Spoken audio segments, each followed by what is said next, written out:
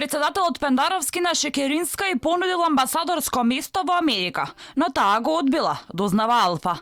Веднаш побаравме одговор од кабинетот на председателот, но и лично од Министерката за одбрана, ама оттаму молк, ниту потврда, ниту негирање до овие вести. Ова уследи откако во јавноста пред само 3 дена во албански медиум излезе информација дека СДСМ има намера да ја предложи токму Шекеринска за прва жена председател на собранието. Министерката не ја демантираше оваа вест. Ваквиот тек политички практично значи дека ако таа е решението за спикер, тогаш премиерот би бил од албанската заедница.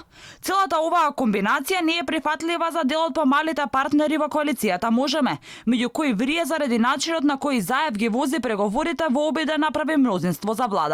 Во меѓувреме, дел од албанските партии повторно се уцена до Заев. Алијансата за албанците би прифатила да влезе во новата влада заедно со ДУИ, но само доколку мандатар биде Насер Зибери.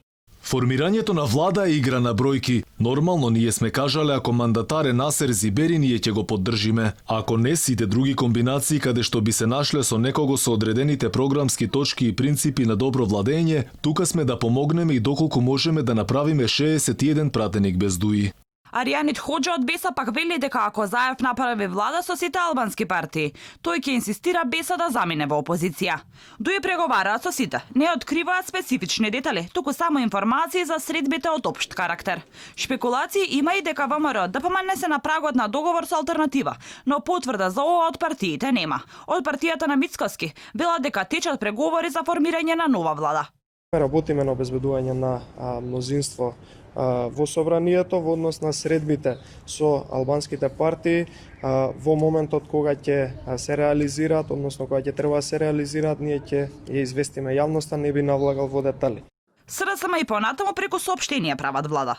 СДСМ ги продолжува сериозните разговори за формирање стабилно парламентарно мнозинство и за владина коалиција со полн 4-годишен стабилен мандат.